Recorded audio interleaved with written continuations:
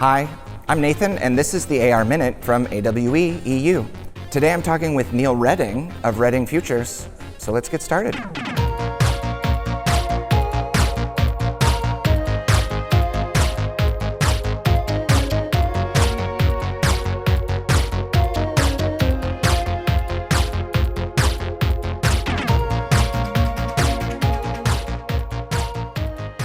Can you tell us a little bit about who you are and what you do in the Metaverse? Who am I? That's a big question. But no, I mean, I've been a technologist for over 30 years, really. I like to actually trace it back to I studied computer science and philosophy in college, and these kind of converge it in really interesting ways. And I think that I've always been, in retrospect, obsessed with this digital, physical, or humanity and technology convergence, you know? In the mid-90s, I actually had my first kind of VR or Metaverse encounter where I was friends with Tony Parisi and Mark Pesce, who are the co-authors of, you probably know these guys, you know, of the VRML spec, and so did a bunch of work with them in San Francisco in the 90s. And so that really got me started. Of course, there's a lot to say about raves and parties and there's all this kind of stuff. Yeah. So we could go Yeah. deep into that, sort of the psychedelic grounding of it all. But I was in the New York agency world, which I also found really compelling in terms of using language and visuals and eventually 360 video. One of the things we did at BBDO was create the first, to my knowledge,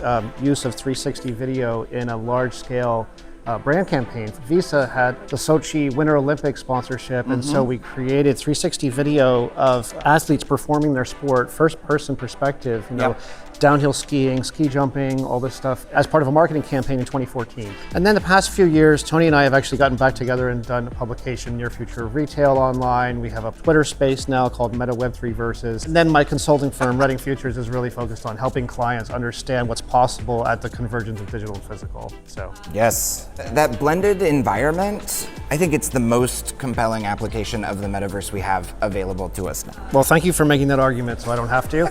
You know, I just got out of a talk by Neal Pill of Aoki Labs, which, you know, he was very clear, and I completely resonate with this, is that reality is shared. Like, we're in reality now, and it's not, his stance is it's not augmented reality if it isn't shared with people. Do you have a dream for XR and the future of this kind of technology? I do. My talk tomorrow afternoon I've called What Will Make the Metaverse Work. It is about my dream, you know, for the Metaverse, which is that there's the opportunity for the Metaverse to really work in terms of enabling and catalyzing a thriving, abundant future for us as humanity if it really leans hard, and we who are building it lean hard into using it to create connectedness with each other, as opposed to sort of algorithmic disruption of our connectedness with each other, which we've experienced a lot, I think, in social media.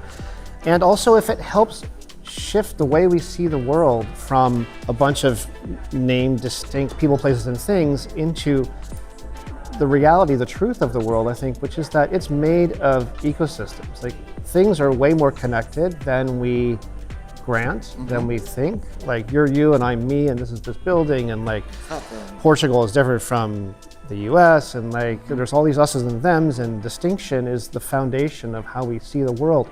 This is not actually how the world is. And so there's this paradigm shift lurking that I think is really between us and the possibility of a thriving, abundant future. So that's what I get into in my talk. And that's really my dream, is that I think the Metaverse can actually help facilitate that. Ooh. I got goosebumps.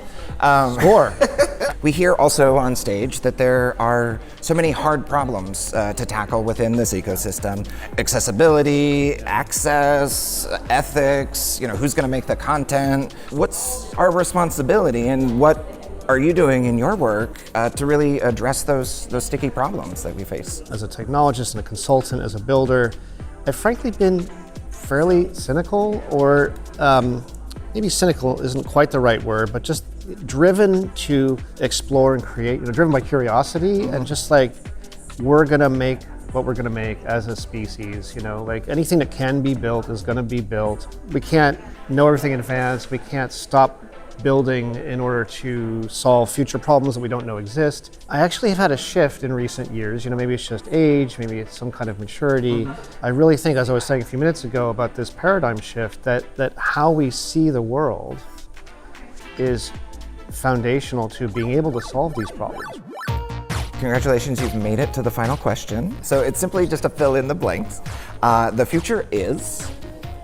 So I have to say ecosystems, and you said one word, so I'm choosing one word. We could also say the future is connected, but that sounds even more mundane or sort of overdone. I mean, we've been saying connected ever since the internet has been a thing, right? But I think there's something lurking in both these two words that's really about like how we experience the world, how we see the world at the level, like even at the unconscious level, right? I think if we have a future in which we're thriving and we have the abundance that, you know, exponential technology is promising us, it's going to be because we shift into really experiencing the world as fundamentally connected. So, Do you think XR is going to give us the superpower of like empathetic telepathy? my friend Neal's of IUP Labs, he did reference concepts of language, right? 'Cause he talks about language as the original augmented reality, the way society was organized during the oral tradition before we had written communication, and then how things shifted with the printing press and mass distribution, and then about the telephone, which allows us to be present with each other. I get into this a bit in my talk as well. I mean, telephone was the first kind of real-time co-presence at a distance. All of these, I think, are, to your question, elements of a kind of, you might say telepathy, or just sort of being together, right? Like, I think we're rediscovering the profound nature of what it is to be together. And I think being together with people that are diverse and different, I think this is foundational if we're going to actually have an 8 to 10 billion size population of humanity on this planet and actually make it work, right? Wow. That's a long Neal, that's dream. amazing. I love this idea of... I do think XR will help us get there, actually. Right, like the metaverse giving us space to be ourselves and to be in community is a fantastic goal and vision for the future. Thank you so much for joining us Thank you, on the Neal. AR Minute. This has been Fantastic. fantastic. Yeah.